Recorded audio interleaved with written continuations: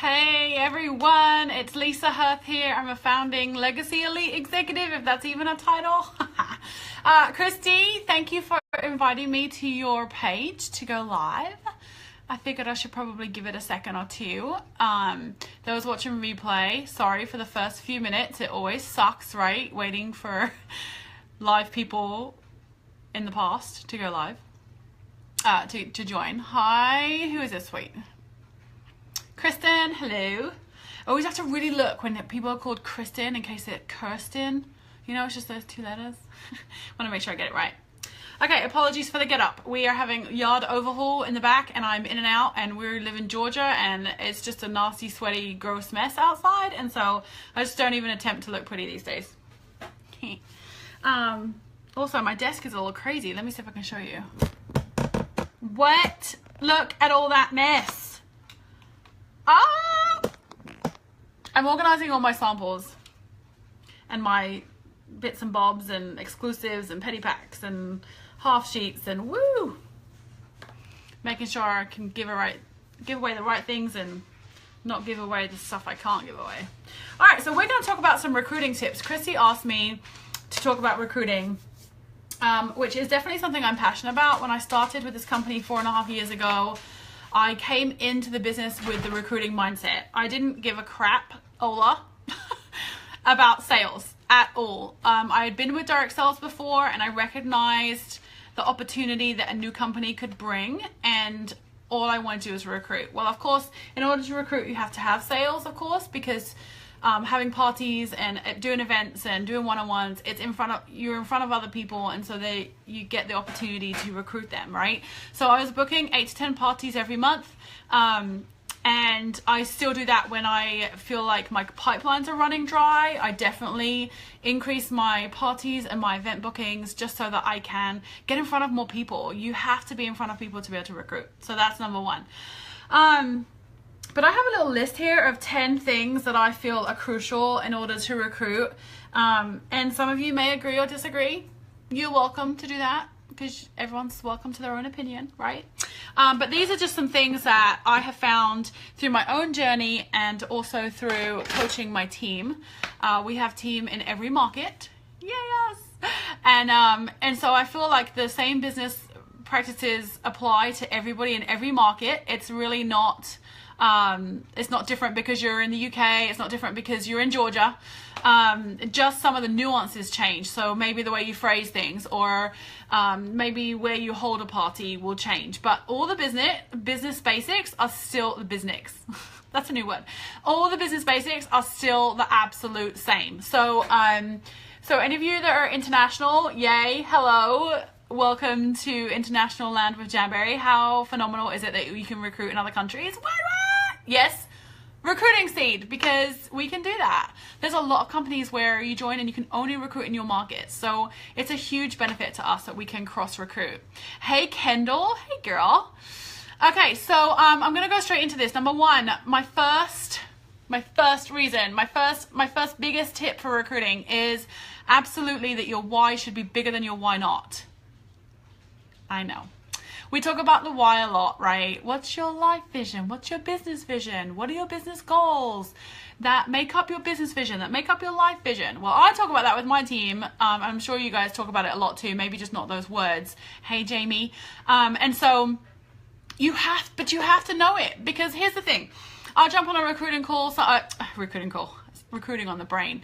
I'll jump on a coaching call with girls and I'll say, so what are you struggling with? You know, why did you decide you wanted to get on my call schedule? And they'll say, well, I was just really struggling to recruit. Okay, right? That's a fair point. A lot of people, it happens with a lot of people. It happens to us sometimes when we're in slums and we have to get that out of those. But here's the thing. Then I say, well, why did you join Jamberry initially? Like, what was your why? And they'll tell me, and I'll say, and why are you still with us? What's your why now? Why are you still doing your Jamberry journey? And sometimes it's changed, sometimes it hasn't. But typically they'll say to me, well, I love the wraps. I just wanted to get a discount on my own purchases. Like, okay, so then why are they putting their own pressure on themselves to recruit? It makes no sense. So you have to know why you're in this business, and in order to recruit successfully, because you have to have the right motivation from inside. When you're ready to grow your team, when you're ready to have your business explode, it's not because you want to recruit, right? It's because you want to get to a certain goal. It's because you have the right motivation. You are striving to blow your business up in the right way. And then you become service oriented to figure out how the opportunity will help those people in order for that team to grow. Okay. Versus I'm going to be a hobbyist, but I want to recruit. Like, the totally conflicting whys, and it results in big fat zeros every month because it just doesn't work. The consultant's under pressure, they don't understand why, they're getting frustrated, they're not using the right words, they come at the wrong angle. And so number one recruiting tip is know your why. Yeah? Okay, number two, you have to be genuine in everything that you do. And that means, so like I just said, you become service oriented when you're recruiting, right? Pretty much everything in this business, you need to be service oriented. How can my product, how can the party, how can the opportunity help the person that I'm talking to? How can it provide a solution to a problem? Okay, that is being service oriented. Okay, so I'm going to question your belief then, okay? Because first of all, you have to have belief in head office, the product, our company as a whole, yourself, and the opportunity. You have to be able to have that belief first of all in order to have the confidence to even invite it, to sell it, and the recruiting really is just selling the opportunity, okay?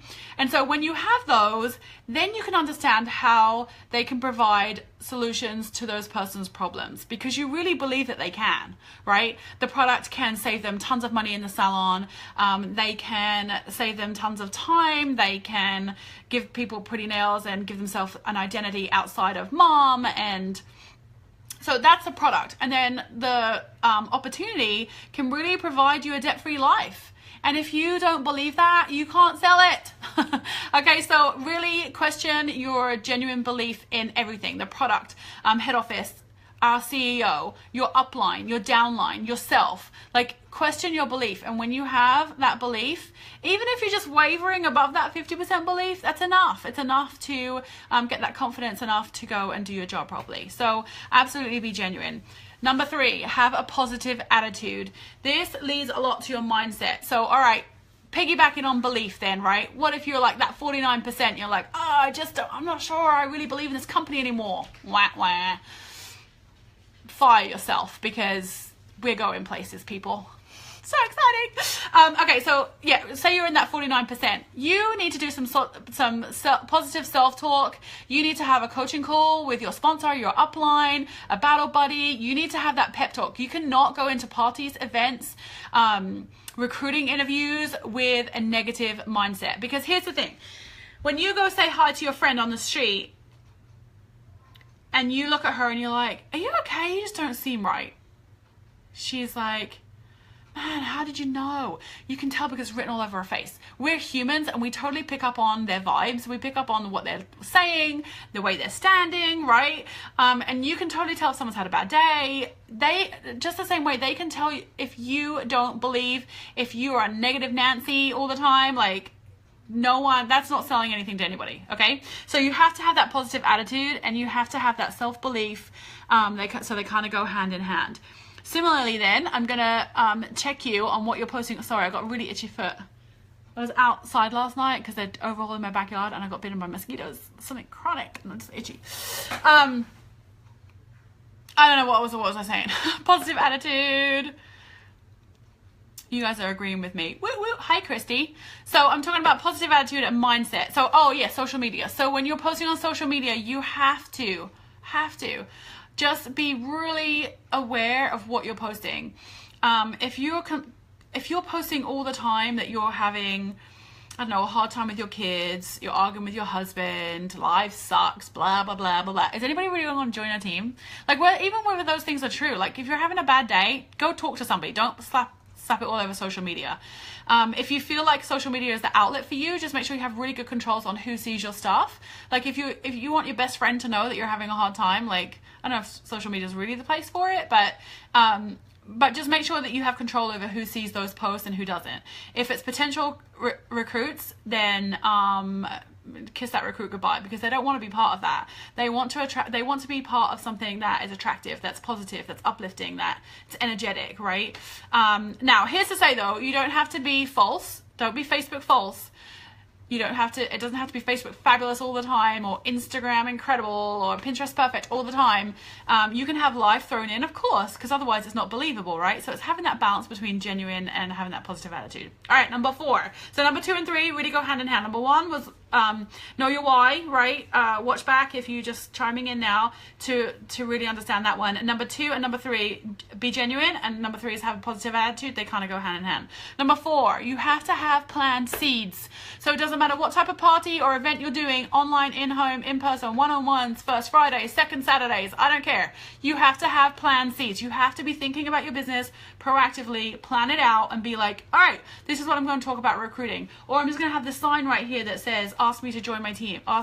If I don't ask you to join a team, then your order's free, or something like that. Make sure that you're planning those seeds. Seeds are inadvertent thought provokers. That means that you're saying things that say join my team without saying join my team. It can be something like, man, this group of ladies are so fun and I get paid to do this. Awesome. Yep, it's making the business opportunity attractive without you saying you should join my team right now. However, you can also say you should join my team. You know, I've recruited a lot of people by saying, you would be really good at my job. Have you ever considered doing something like what I do? The compliment, it goes so far, so far. How often are we ever given compliments in our life? We don't get a compliment for doing the vacuuming, doing the dishes, we don't get the high five for putting a good dinner on the table. It just doesn't happen. And so just a little compliment here and there is going to get you places. It's going to open the door to invite that opportunity. All right, number 5, full service checkout. If you don't know what full service checkout is, I'm not going to cover it today, but I want you to go to YouTube and find my YouTube channel and watch full service checkout video. It's like, I'm going to pat myself on the back. It's a good one. It's like the only video they have that's like really worth any content. Full service checkout, it's a good one. It's packed, it's 25 minutes, but it will revolutionize your business if you're not already doing it. So basically you're offering the business to everybody, just like you would inviting the party for everybody, just like you would upselling a bundle or suggesting products to make them have a better application and removal. So you have to offer to everybody. No judging. 2 stories for you. First of all, I was at a party, it was like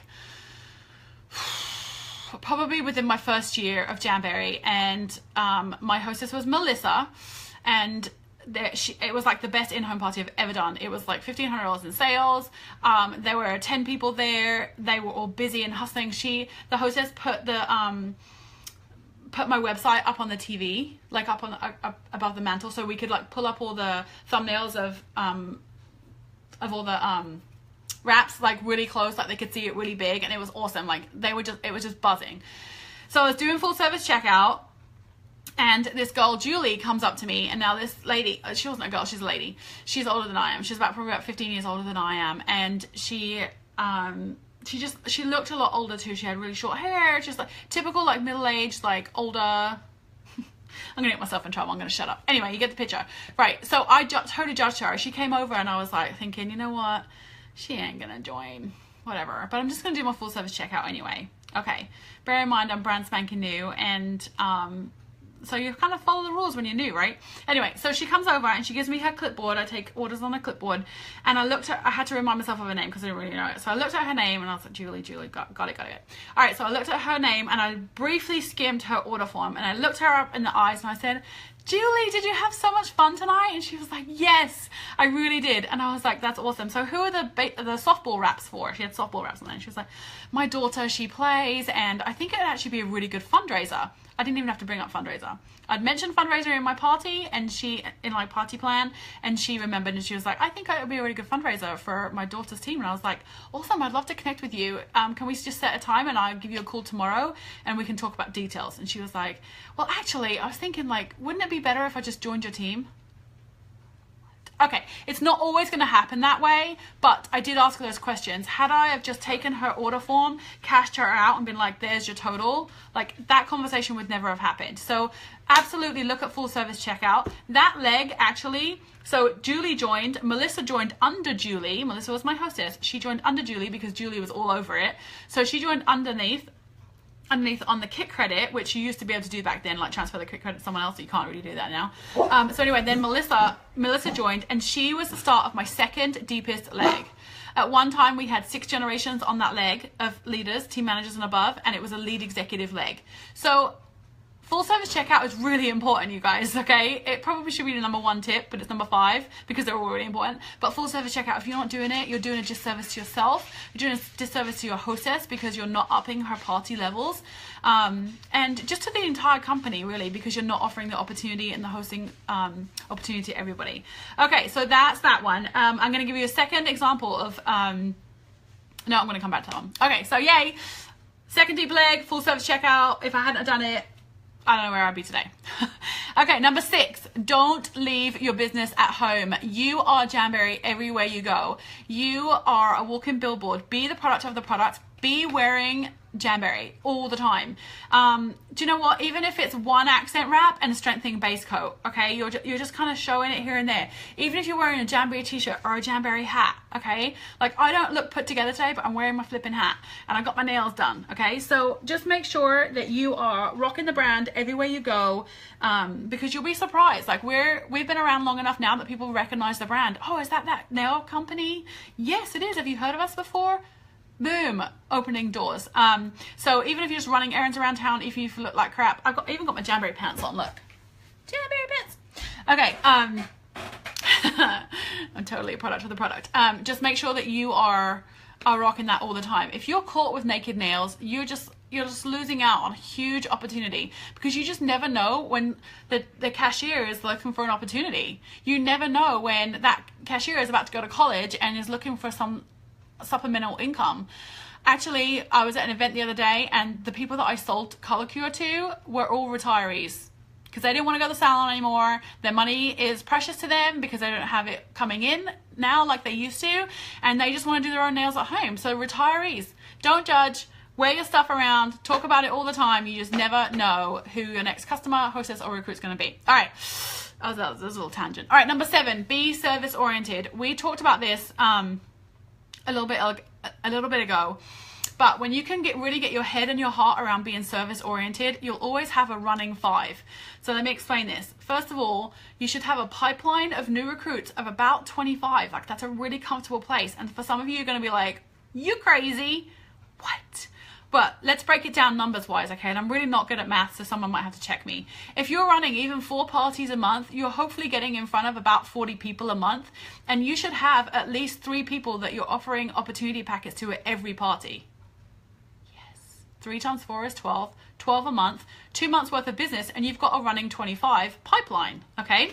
So that's your pipeline. You should always have people coming in and out of your pipeline. It's like a big funnel. You know, you start off with a lot and you come down and maybe 1 or 2 will join. That's fine. It's a pipeline. So 25 in your pipeline. Keep them on a notepad. I actually have a notebook. Show ya while we're sitting here. This is my little notebook. And I've had this from day 1. So let's see.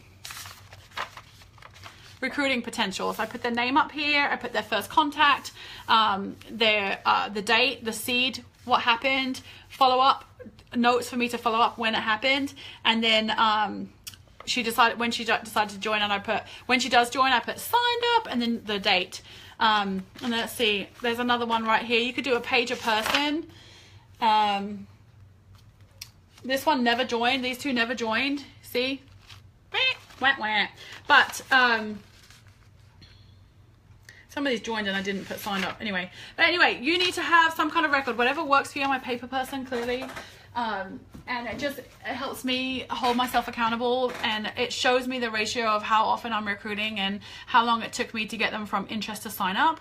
That's just the way I love to do that. So just when you have that pipeline, don't lose out on people. A lot of people get so focused. I've got this one girl Okay, well, what about the rest? Because you're so focused on her, you're putting so much pressure on her, she's never going to join. Or if she does, she's going to join and do nothing.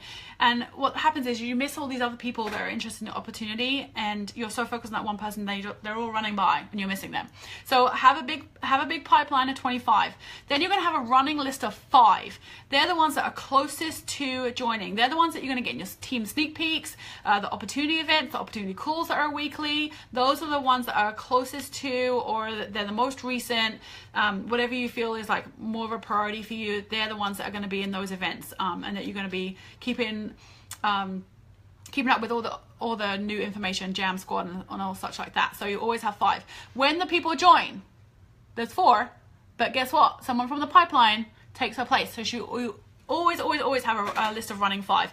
Your pipeline number is gonna go up and down depending on your event schedule, your party schedule, but the running 5 should always be there. All right, number 8, how to recruit at parties. This is like my favorite thing. Chrissy was like, hey, can you talk about recruiting? I was like, me. And she was like, but specifically like recruiting at parties. I'm like, oh, I can talk about that all day long. But I know I've taken up a lot of your time. Can you hear? I'm like kind of energetic. I don't even know how long I've been going. What time is it? A while. Okay, so I'm going to run through this really fast, but in-home parties is my thing.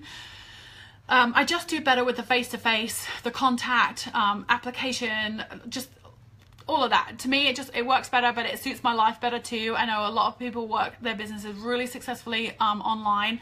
I have a new UK team manager. She actually lives in Scotland, and she has 3 special needs kids at home, and she's a full-time carer for one of them, and she just cannot leave her house. Like, she just doesn't ever meet anybody. She's just basically working her business online, and she just hit team manager goals. Like, if she can do it, you guys can do it. So I understand that there's some people that can work their business one way and some the other way, but I'm an in-home party girl, so I'm going to talk to you about in-home party. But to be fair, it's really very the same. It's very the same. It's the same principles no matter what type of party you're running. Okay, so recruiting at parties. First of all, your hostess. Yep, if you're doing proper hostess coaching, your hostess is likely going to be your next recruit. Now, many hostesses don't join, and that's okay too. But during your hostess coaching, you can 1, offer her the opportunity because it's part of our rewards, and 2, ask her who is coming to the party that would make a good team member.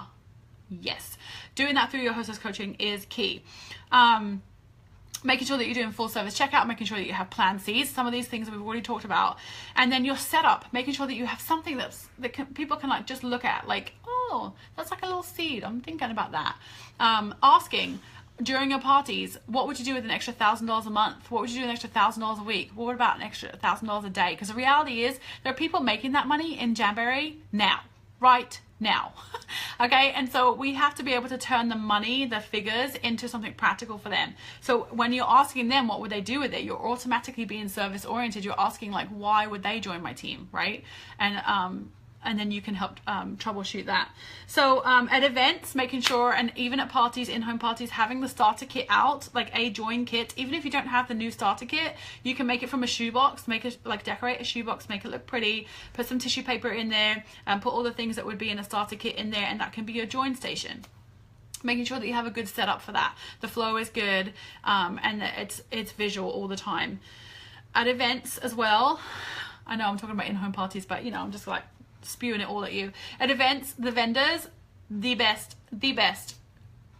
candidates to be on your team. They're already familiar with the business.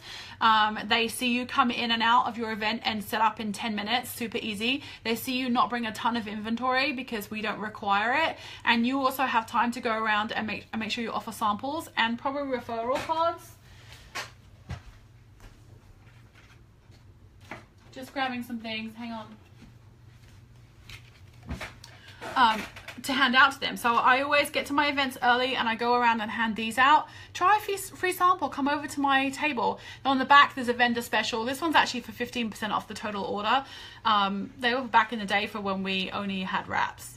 Now we have color cure and I'm like, wow, 15%? No way.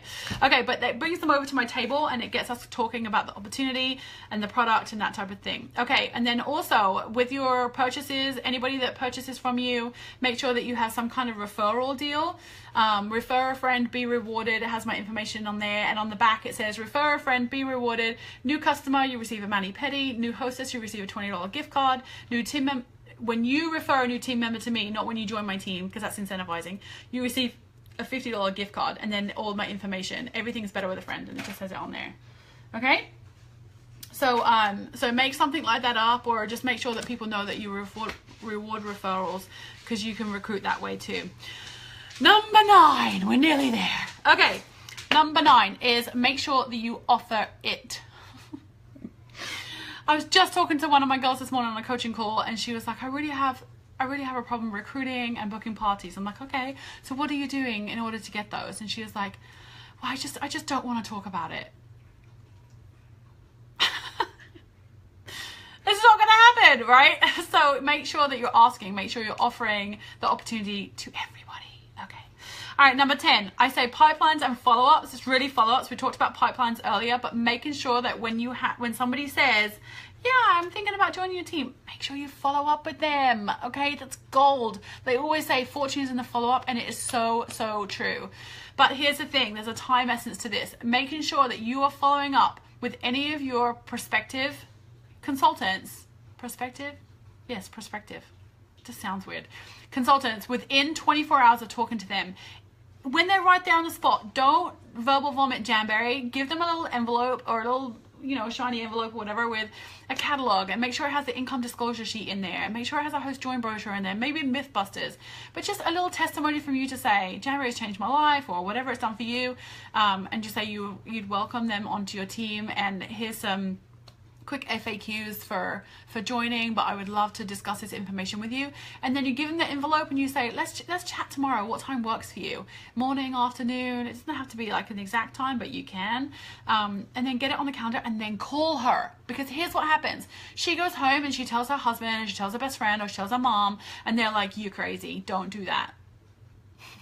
If you talk to her in 24 hours, she's still excited. She is still like ready to jump on the horse. And the chances are the mom, the sister, the best friend, the spouse has probably just questioned them and seeded some doubt. And so you need to call her. You need to get her on the phone again, re-energize her, like infuse that energy that she had when she first talked to you the day before, and then answer any questions that she might have. Go through the packet and listen to her and see why this opportunity would be a good fit for her. I'm done.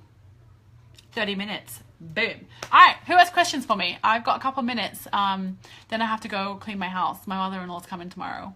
I couldn't get my cleaner here in time. I know, you can feel sorry for me if you want, but otherwise just slap me upside the head and be like, whatever. At least you have a house to clean, right? Okay, anybody have any questions for me? I see lots of people on. Dorothy, Jennifer, Jamie. You love this? Thanks, girlfriend. That sounded really weird. Sorry. My coffee is in my veins. Can you tell? Questions. Anyone? Shoot me just like a little thumbs up or a heart if you're typing a question. Look at this big mess in front of me. It's really strange. Can't even put my hands on my desk. Okay, it doesn't look like anyone is typing, which is fine. Good energy. Okay, good deal. All right, if you have any questions though, just comment on this post later on and just tag me. Those on the replay. I always apologize for the first couple of minutes because it's always lame when you're waiting for people to join you when you're live. But if you have any questions, I'll be happy to help. Congrats on lead consultant or bust. I hope you all made it. You're welcome, Dorothy. I really hope that you all made it and you still have plenty of time left to do it. Like month end magic, never underestimate it. You can do it. So get after your goals and let me know if you have any questions. All right, girls. Bye.